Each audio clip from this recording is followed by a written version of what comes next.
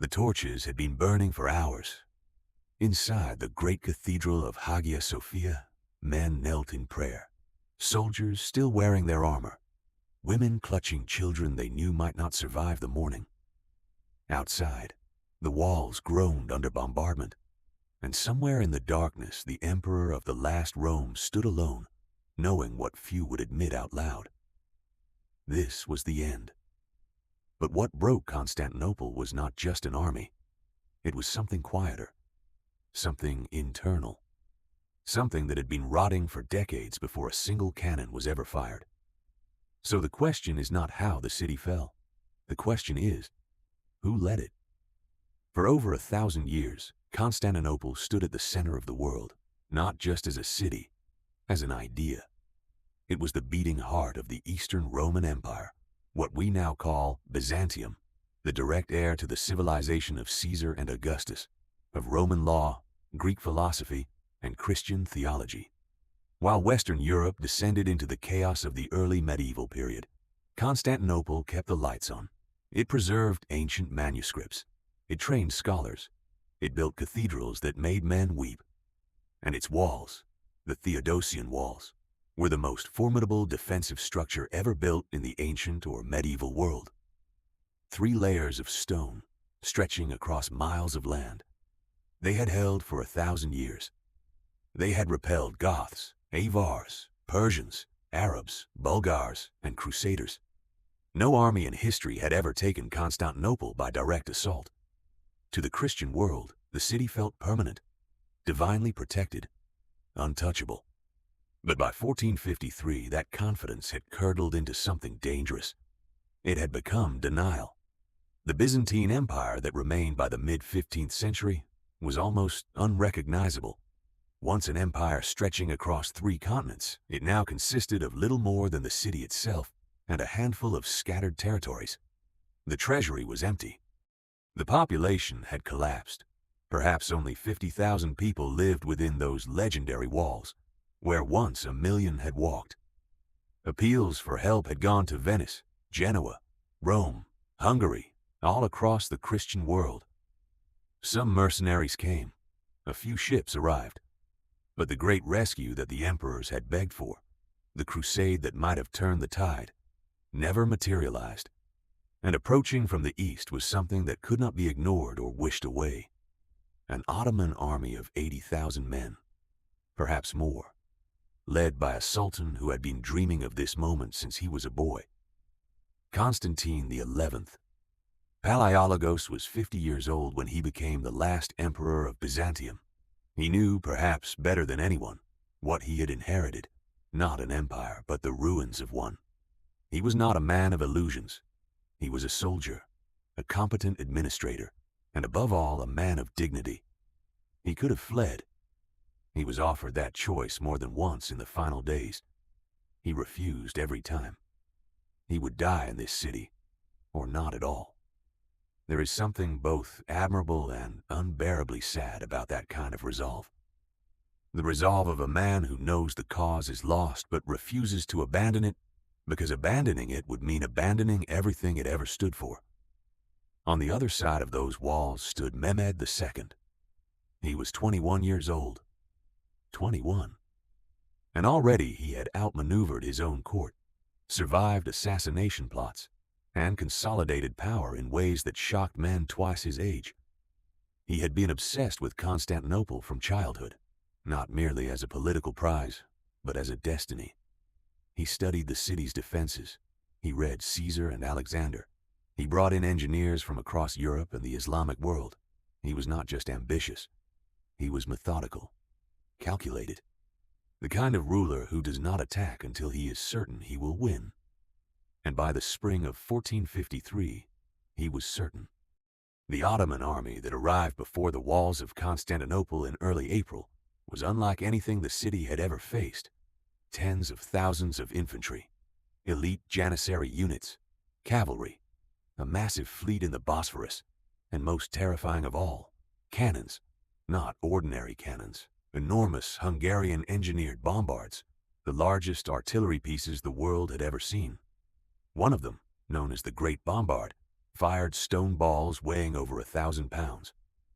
When it fired, people reported hearing the thunder from miles away. The Theodosian walls, those legendary invincible walls, began to crack within days. The defenders numbered fewer than 7,000 men. 7,000 against an army over 10 times that size. Every section of wall had to be held by a skeleton crew. Every breach had to be repaired overnight by exhausted hands in the dark, under constant harassment. The Genoese commander Giovanni Giustiniani led the defense with extraordinary skill and personal courage. He was everywhere at once, rallying men, directing repairs, holding the line through sheer force of will. But even he could not be everywhere, and the math of the situation was relentless. Then Mehmed did something that should have been impossible. The defenders had stretched an enormous chain across the Golden Horn, the inlet of water on the city's northern side, to prevent the Ottoman fleet from entering. No chain, no fleet. No fleet, no attack from the north. It was a sound strategy. It had worked before. But Mehmed refused to accept it. He ordered his engineers to construct a road of greased logs across a hill and over land, and over the course of a single night, he hauled 70 ships over that hill and lowered them into the Golden Horn behind the chain. When the defenders woke and saw Ottoman warships sailing in waters they had considered safe, waters their families lived beside, the psychological blow was staggering. The impossible had just happened. And for the first time, genuine panic began to spread through the city. Inside Constantinople, the cracks were not just in the walls. They were in the men defending them. The Byzantine defenders and the Genoese mercenaries distrusted each other. Arguments broke out over resources, over authority, over everything. There were whispers, then open accusations, that certain Venetian and Genoese traders were more concerned with protecting their commercial interests than with holding the city. Some historians believe there may have been deliberate sabotage of the defenses, though the evidence remains disputed. What is certain is that cooperation broke down at the moments it mattered most. Men who should have been united by desperation chose instead to protect their own. And desperation without unity is just chaos. The Venetian ships that could have reinforced the harbor watch slipped away in the night. The promised relief fleet never came. Weeks passed. The walls were holding, barely, but the men behind them were not. By late May, the garrison had been fighting for nearly 2 months with almost no sleep. Every night brought sorties. Every dawn brought bombardment. The walls were crumbling in sections, repaired only because the defenders worked through the hours of darkness to rebuild what the cannons had destroyed each day. Food was running short. Morale was fracturing. And the soldiers who had started the siege with fire in their eyes were running on something closer to despair. Constantine rode the walls every night, spoke to his men, prayed with them. But even he could not replenish what 2 months of relentless siege had taken from them. On the night of May 28, 1453, Constantine XI gathered his commanders and his men for one final meeting. The reports were clear. The Ottomans were preparing a massive all-out assault for the following morning. This would be the last night. Constantine stood before what remained of his army, exhausted soldiers, Greek nobles, Genoese mercenaries, Venetian sailors, a handful of others who had stayed when they could have run. And he spoke. He thanked them for their courage. He reminded them what they were defending, not just a city, but a civilization, a faith, a memory of something great. He asked forgiveness for any wrongs he had done them. He embraced the nobles one by one. Then he went to Hagia Sophia and knelt in prayer for the last time. By many accounts, he prayed for a long time. Then he rose, mounted his horse, and took his position at the walls, the city filled with people who knew what morning would bring. In Hagia Sophia, Orthodox and Catholic together, old enemies sharing this last hour, priests chanted prayers for the dying, candles burned, people wept, mothers held their children in the dark, and then, in the hours before dawn, Mehmed gave the order. The drums began. The final assault of May 29th was overwhelming. Wave after wave of Ottoman troops hit the walls in coordinated strikes designed to exhaust every section of the defense simultaneously. The irregular troops went first, burning through the defenders' ammunition and energy. Then the Anatolian regulars. Then the Janissaries, the elite infantry, the most disciplined soldiers in the world. Giustiniani, the Genoese commander who had held the line for 2 months, was struck by a bolt or shot through the chest. Some say he asked Constantine for permission to be carried from the wall to receive treatment. Constantine, perhaps in a moment of desperate grief, allowed it. The sight of Giustiniani being carried away broke something in the soldiers near the gate. Men who had held for weeks began to falter. Then the thing that ended everything.